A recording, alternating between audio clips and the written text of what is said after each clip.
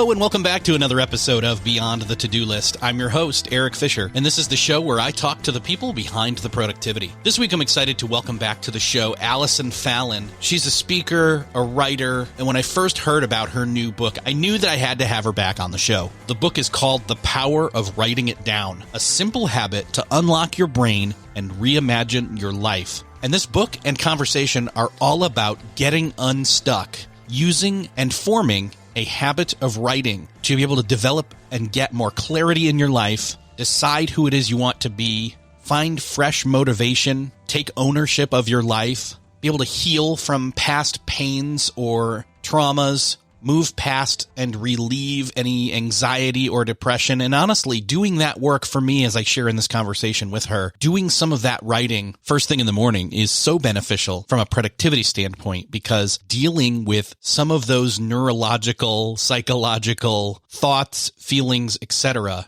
early in the morning consistently keeps your brain from using those as weapons of distraction later on. So we're going to talk all about the power of it, the why of it, but also the how of it to get started with this, and even start simple so that you can get started on this simple habit and reap the benefits.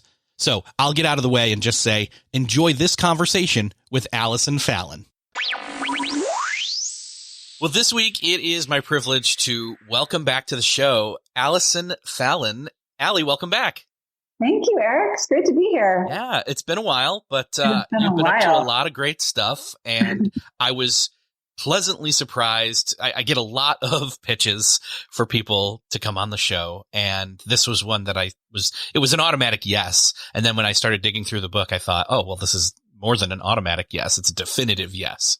So I love it. Yeah.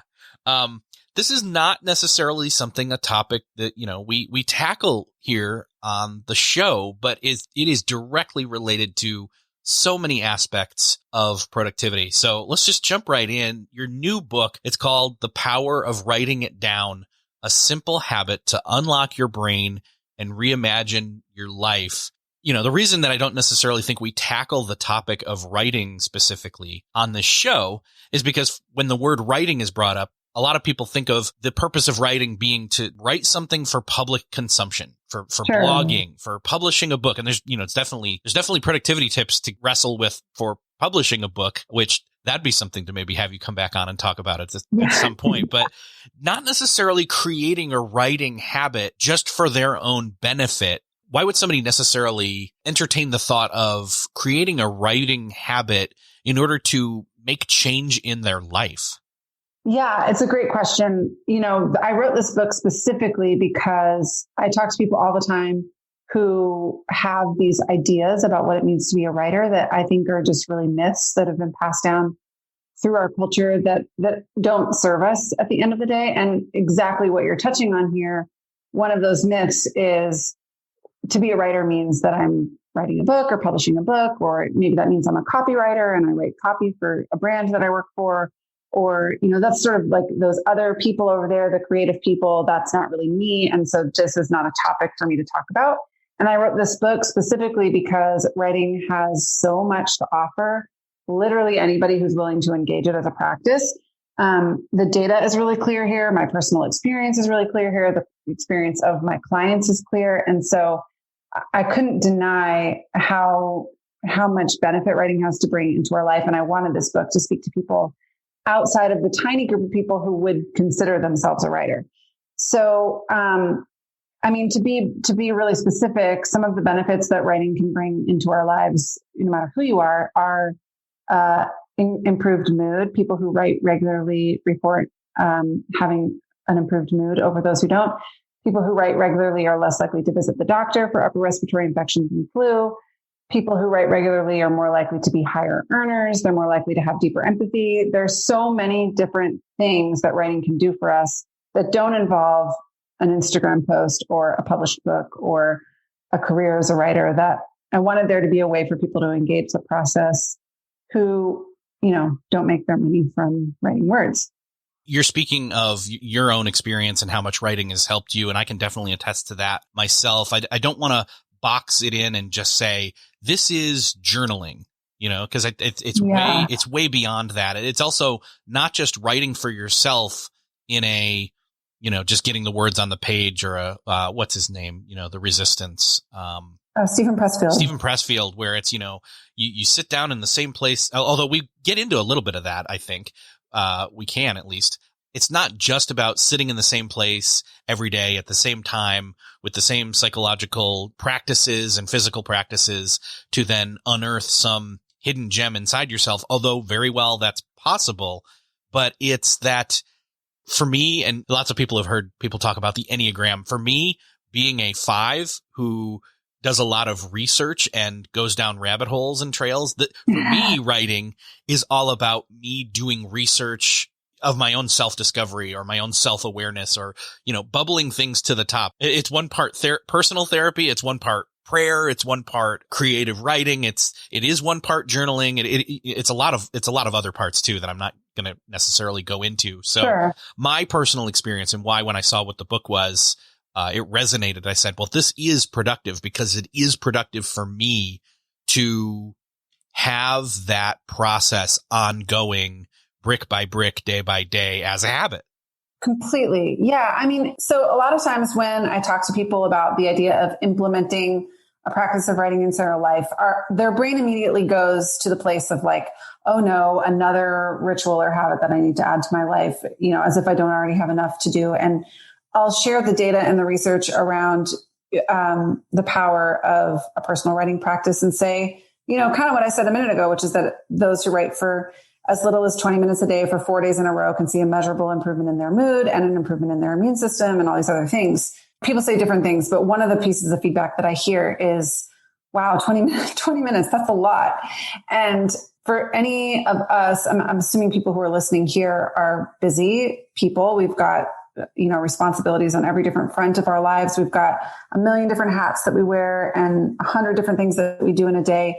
And so for sure, carving out 20 minutes to implement a new habit into your life can feel like a lot. But what if I told you that a practice like expressive writing could help you clear the clutter from your life and from your calendar in a way that actually frees up hours of time in your day that you didn't have before, simply because it brings clarity to your priorities, or because, it reminds you of what you want to be focused on so that you can say no to the things that don't really matter to you, or because, it provides a different kind of clarity, like say clarity around like the friendships that you really want to invest in versus the ones that are not as important to you. Maybe it would help you make a big decision so that you could make a decision that's really in alignment with who you are and who you want to be in the world and where you're trying to go, instead of taking a long detour in another direction. So there are all these ways that writing can help us stay focused, help us stay on track, and actually at the end of the day, give us back 10 times the amount of time that we spend actually doing it.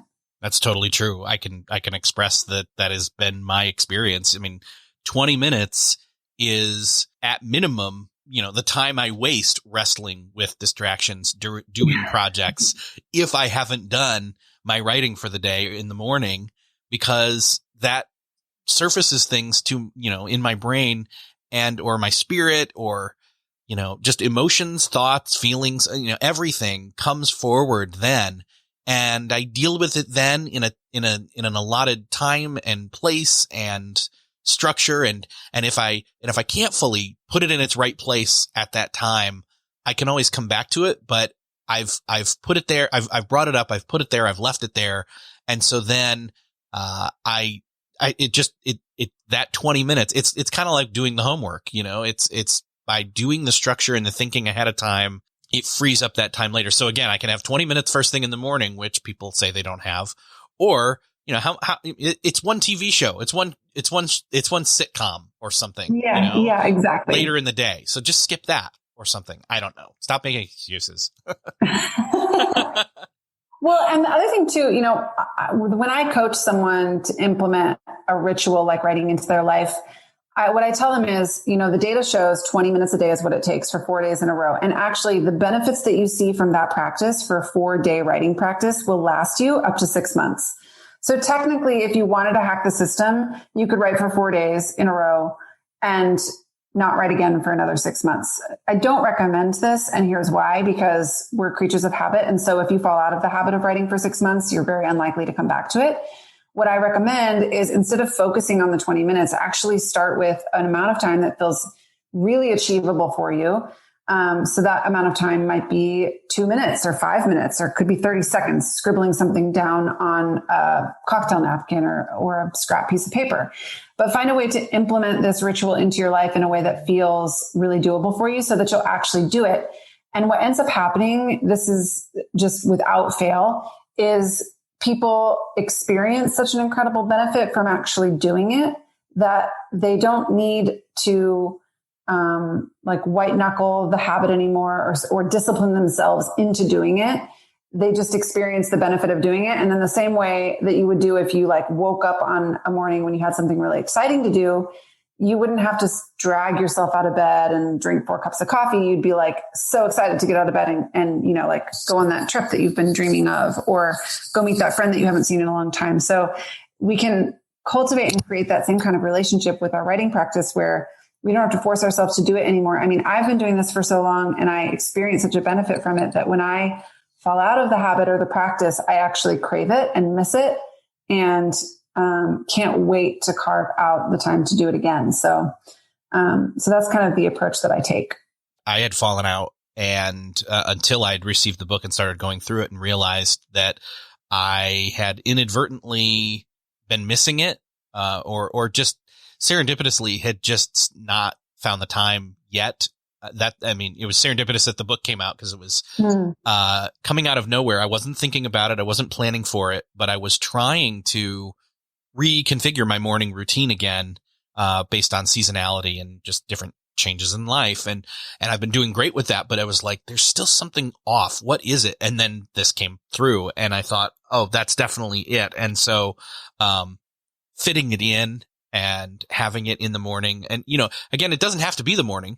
It just has to be a time that works. I know one of the things that you talk about in the book is not just making time, but making space. And we can pivot to space in a second, but making time, again, when people think they don't have time, you've already said, you know, 20 minutes is great. If you can only afford or allot 5 to get started, that's great. Even just the 4 days, I thought, well, there's another hack right there that you may not necessarily be saying, you know, do 4 days and then reap the benefits for 60. I'm thinking, you know what? There are 4 days, Monday through Thursday, that are a certain kind of, let's just say a certain kind of way for me personally in a given week. And then the other 3 days, just kind of, I have to fit it in at a different time of day.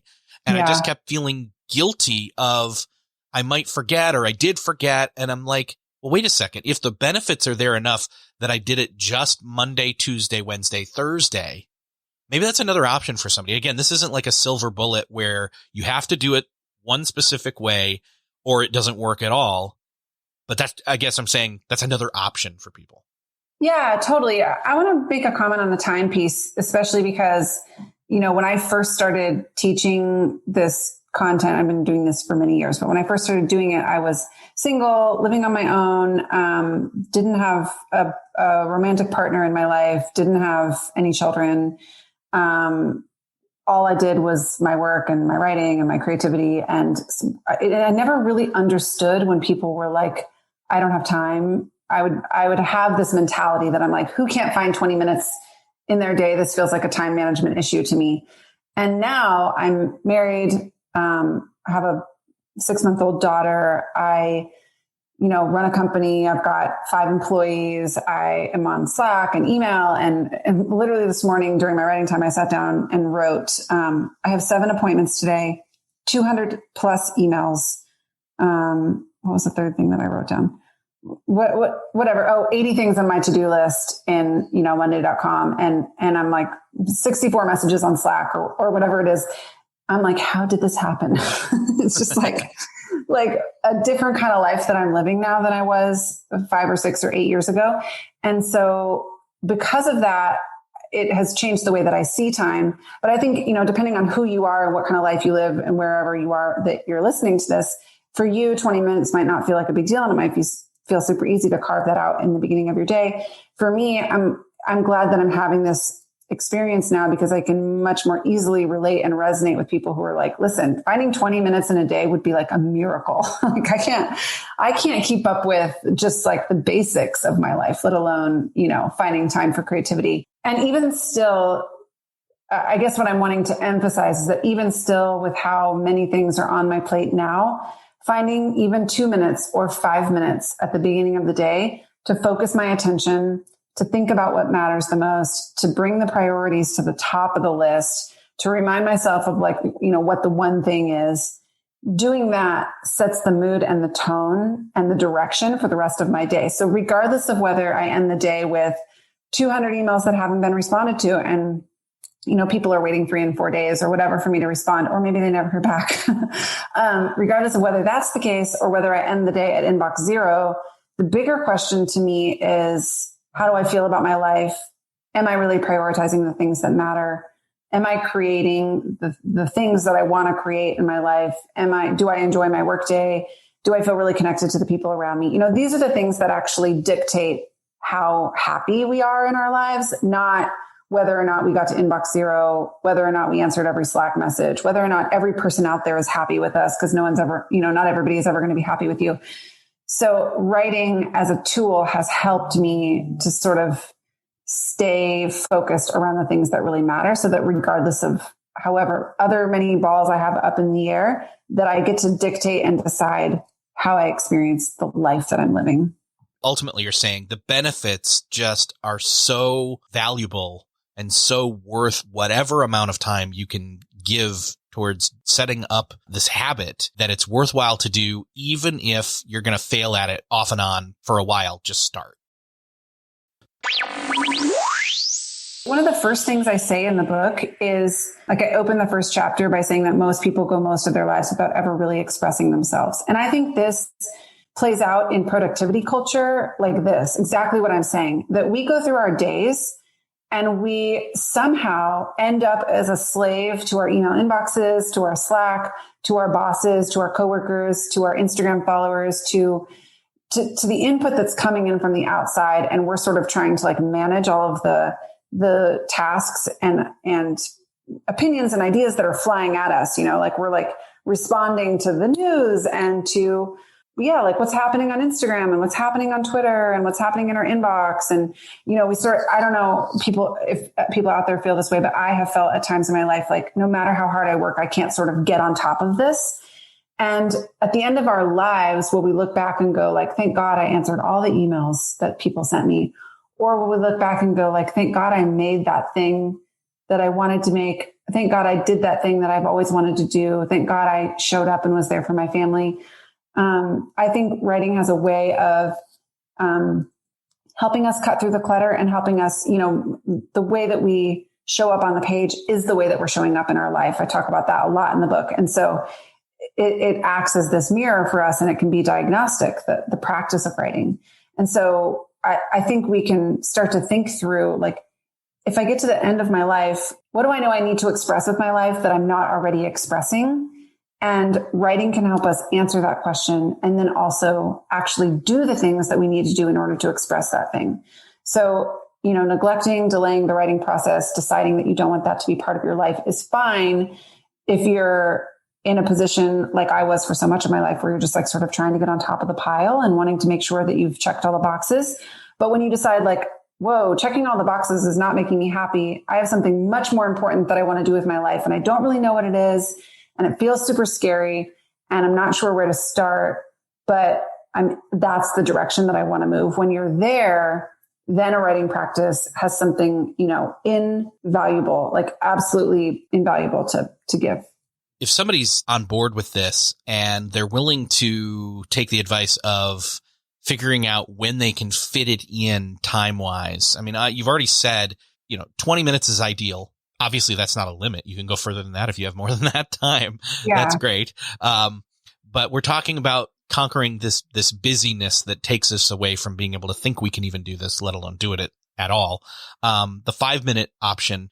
But I think for a lot of other people, it's not, especially when we've been kind of in lockdown mode or in quarantining mode for almost a year now or over, depending upon where you're at. Space, having a place that is physical, a physical space that you can carve out, can also be and or feel like a huge issue when it comes to this. And so if the Venn diagram of time and space don't come together, we just say it's never going to happen. Yeah. I mean, so you asked about time of day, and this does feel important to talk about because all of the data shows that morning time is a really powerful time to do our writing. I think it's why so many of us naturally gravitate toward doing our writing in the morning. The science behind this is when you're writing, you're accessing a part of your brain that you don't access in other parts of the day. And that part of your brain is really active first thing in the morning. It's active while you're dreaming. And for as long as you, in the morning, are not in your email account or on your smartphone or opening your computer, for as long as you avoid doing those things, that part of your brain will still be really active. And so you'll probably have an easier time getting some writing done first thing in the morning if you're able to do it then. So what I tell people is if you have the ability to carve out time first thing in the morning to do your writing, then do that. If you have children who wake you up first thing in the morning, like my daughter's 6 months old and she wakes up at it depends on the day, but anywhere between 4:30 and 6:30. And sometimes doesn't go back to sleep. And so, we're working on the sleep thing and she's doing a good job of sleeping through the night until about 5. But then after that, it's who knows if I'll get any time to myself until I sit down at my desk for the day. So whereas my writing time used to be first thing in the morning, now my writing time is from about 9 o'clock or 9:15 until 10. And it's the first thing that I do when I sit down to my desk during the day. So, but I guess one of the most important things I can say is that I'm not beating myself over the head or shaming myself or guilting myself for not making writing the first thing I do in the day. And I'm definitely not, pushing off my daughter and saying, she's just going to have to fend for herself at 6 months old so that I can do my writing first thing in the day. I'm just finding a way that I can fit this into my real life, my actual life, in a way that's doable and manageable for me. And that, as much as possible, it capitalizes on the data and the science behind this. But a lot of people will say to me, probably about 20% of the writers I've worked with over the years will say that their best writing comes for them late at night. And this is probably temperament, personality, our natural biorhythms. Some people are morning people, some people are night people. But same kind of idea that part of your brain is probably more active at a time of the day when you don't have a bunch of meetings scheduled, when you're not expecting a bunch of phone calls or text messages. So late at night, there's a creative witching hour between maybe midnight and 2 a.m. or somewhere in there, 10 p.m. and 2 a.m. And I know a lot of creative people who get their best writing done then. So for them, that's what works the best. I think it's a matter of figuring out what actually works in my real everyday life, what's actually going to serve me as a person, instead of what so many of us do, where we're we buy into these myths of the writing life that it has to happen in this certain way or it has to look this certain way. And I think that's part of what keeps us from actually doing it. No one, quote, best practice from somebody else means it's a best practice for you. Agreed. 100%. Yeah. So how do you then find, you're fitting it in time wise. I think you're saying that it works best for you maybe in the morning. But again, and I've talked about this with other people in terms of morning and evening time. And, I'm more of a morning time. When it gets to be late enough at night, say 9, I'm dead. I don't, I can read to myself. I can't read out loud. I definitely am not going to write. So it's more of a morning thing for me, but somebody else, it's going to be flipped. But regardless of that, and then and then incorporating, say, the timing also then dictates what maybe space is available to me. Yeah. Physical space does really matter for a writing practice. And I unpack this in the book because, our physical spaces will curate an environment in which we feel safe to do the kind of writing that I talk about in the book, which is expressive writing. So for some people, sitting at their desk, like their work desk, doesn't feel like a particularly safe space to do expressive writing. And in that case, you could pick a chair that's in your house, or I make the joke in the book that, I've worked with clients who are like, the only space in the house that's all mine is my closet. And I'm like, great, right in your closet. Sit on the floor, wherever it feels like a space for you that you can kind of shut out the rest of the world and just have a moment to yourself. That is a perfect space to do your writing. I talk about the brain science behind this, but you can use scents and or music and or a lot of other environmental things to help train your brain to go to that place that I'm talking about that you go to when you write that you don't go to other parts of your day. So if you're writing, for example, at 3 p.m., then I would recommend using a lot of other supportive tools like incense or essential oils or music or whatever to help you go to that part of your brain, because it's going to be more difficult for you to get there at 3 p.m. than it would be at 6 a.m. if you were doing this first thing in the morning.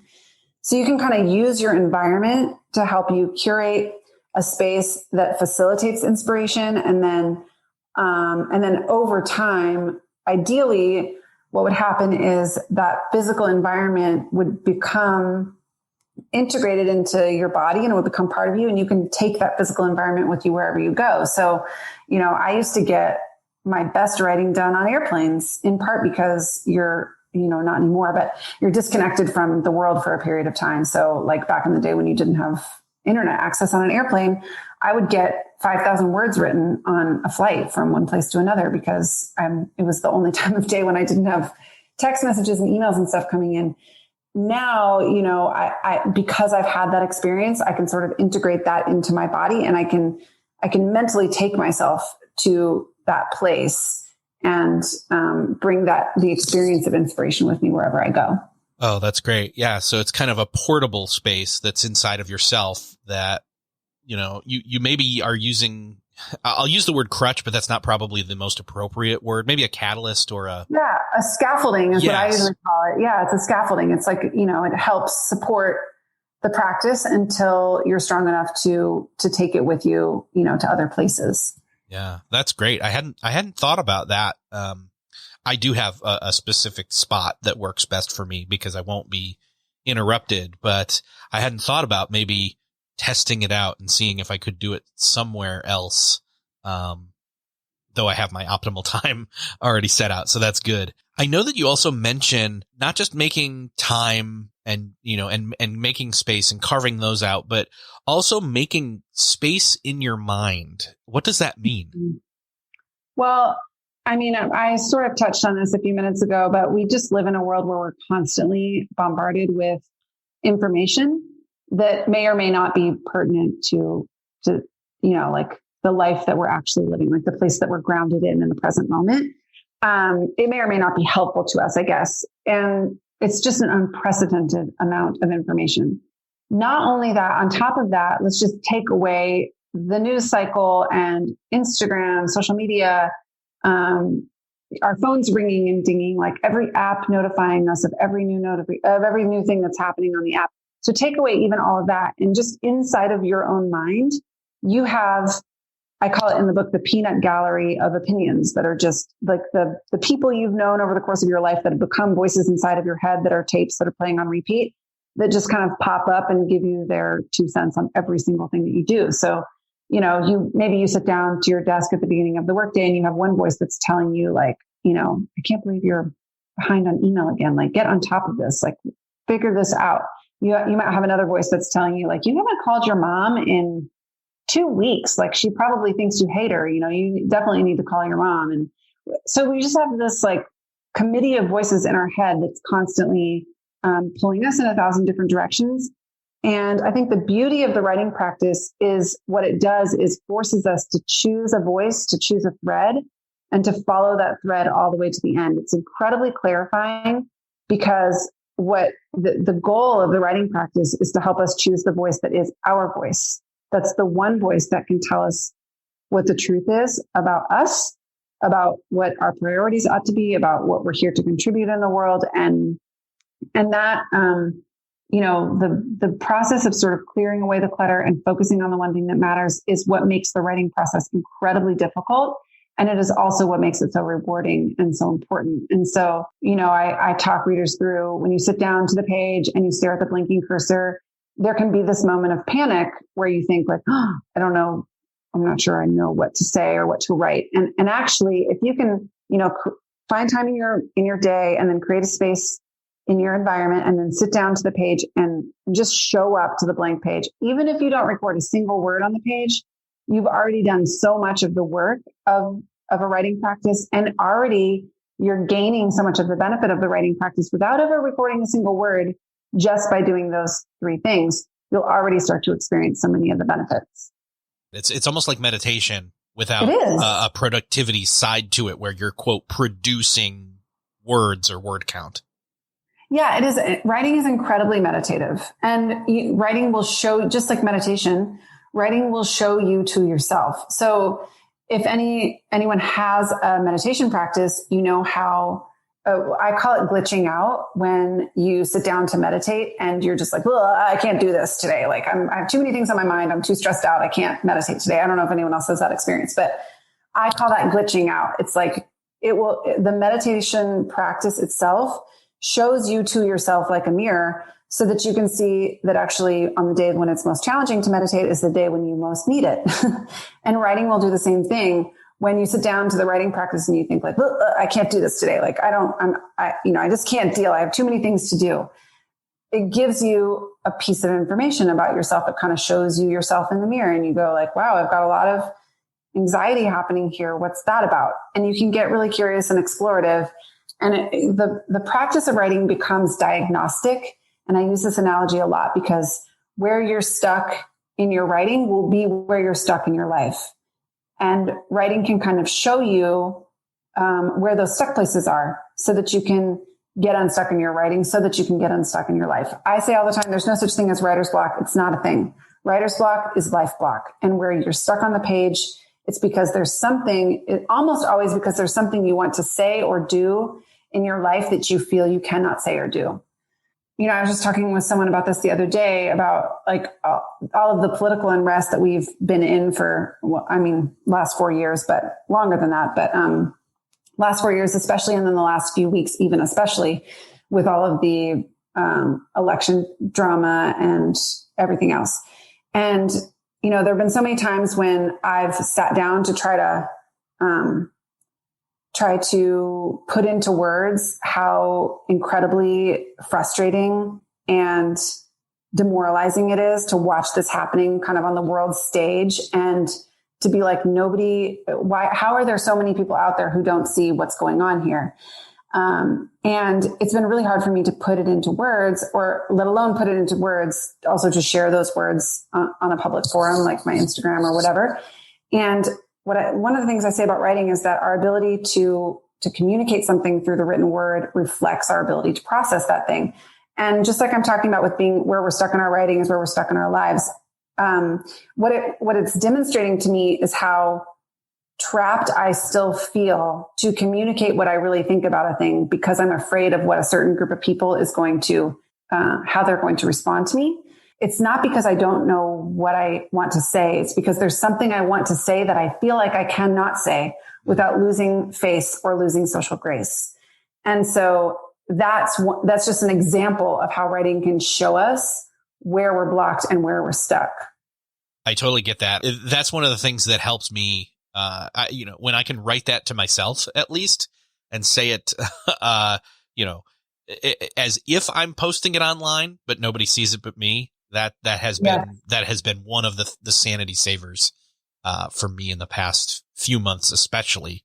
Hey, write the email, but then delete the email kind of a thing. Yeah. It's cathartic, in other words. But I wonder if you mentioned there's no such thing as writer's block, just life block.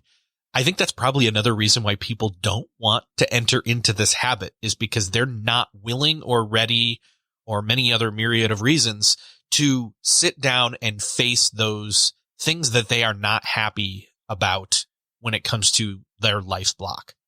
100%. Yes. So there are developmental stages of the writer that mirror the developmental stages of our psychology. So like the first stage would be what therapists call, or psychologists call, pre-contemplative. This is when you have, so like from the life perspective, you have an addict who doesn't know they're an addict. So you've got a problem in your life that you actually don't know is a problem yet. The mirror in the writing life is, I'm not ready to write about this yet. Like, I'm just not even aware. It's not even on my radar. Like, I'm not even going to think about it or talk about it or put any words to it, period. Then the next stage in the process would be a willingness to sort of show up to the blank page when you're not really sure what to say yet. It's like me sort of trying to put to words how I'm feeling in this season, even though I don't feel like I have the right words yet. And that stage could also include, by the way, the times when you put the words on the page. And even though there are words there, they don't feel like the right word. And that can be incredibly frustrating too. It's part of writer's block. And then the next stage would be when you've written something that you feel like, yes, this is it. This is what I've been trying to get at. This is what I think. This is how I feel. This is what I've been trying to say. And it feels incredibly satisfying to finally define it in a way to just yourself, to nobody else. The next stage would be then an ability to take those words and share them with even one other person. And this is really powerful because disclosure, therapists talk about this, the ability to disclose ourselves to another person in a safe way where we will be received is healing, incredibly healing.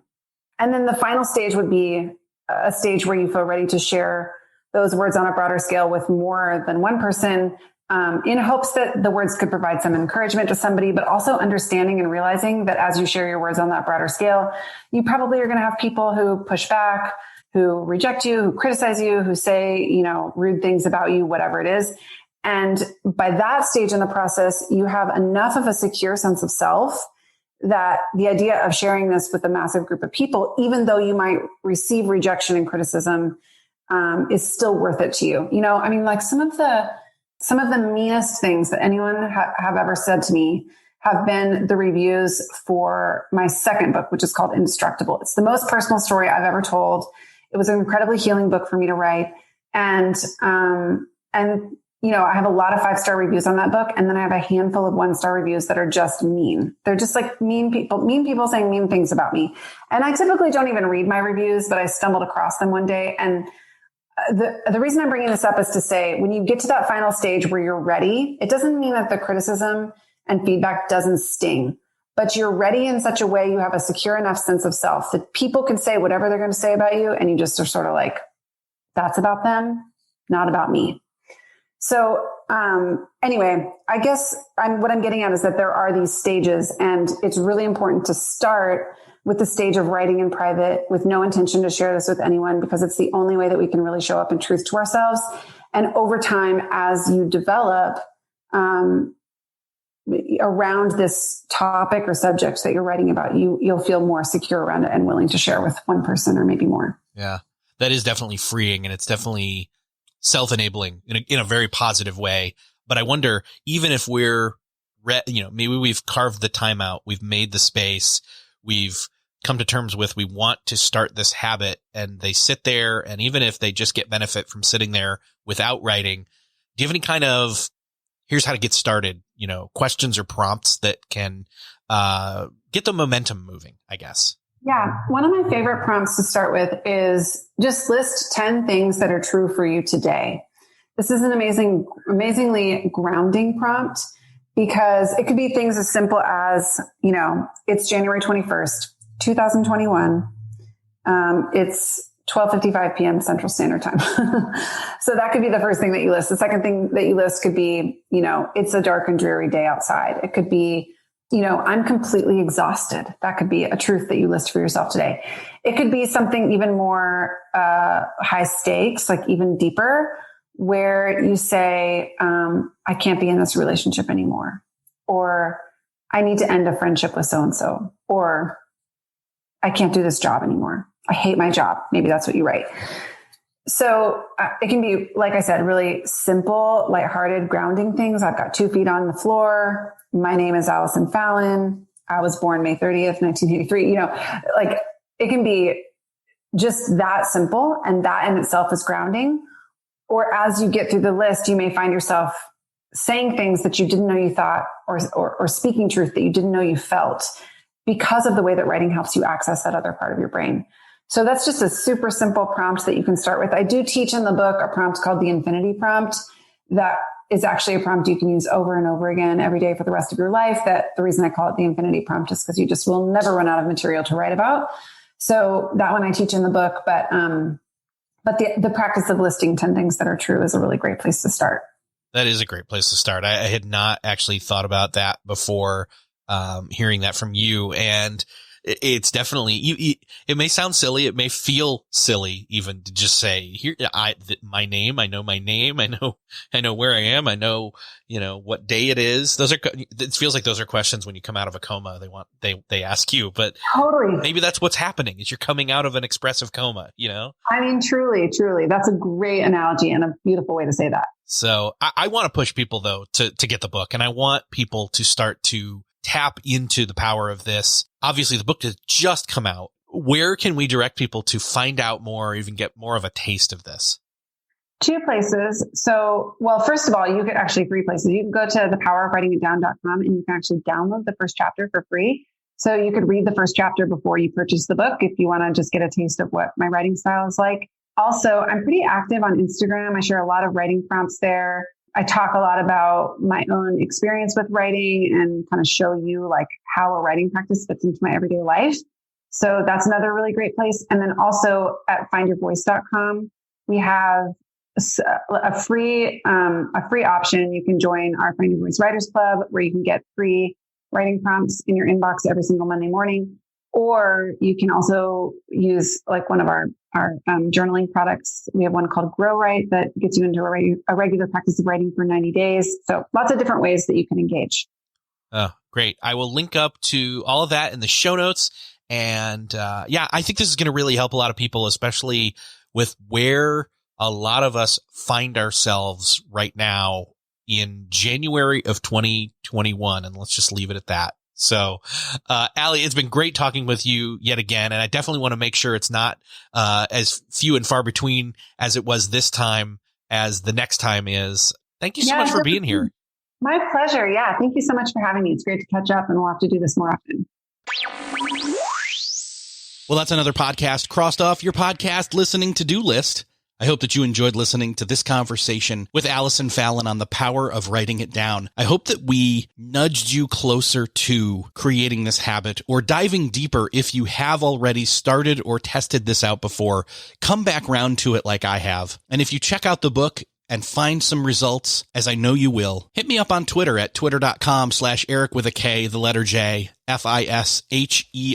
You can also find Allison there as at Miss Allie Fallon. That's ALLY FALLON. And again, thank you so much for listening. And if you know somebody else who needs to dive into this habit, please forward this episode to them. Would you do me that favor and do them that favor of sharing this episode with them? You can hit the share button in your podcast player app of choice where you're listening to this right now, or head on over to the show notes at beyondthetodolist.com where you can share it from there. Thanks again for sharing. Thanks for listening, and I'll see you next episode.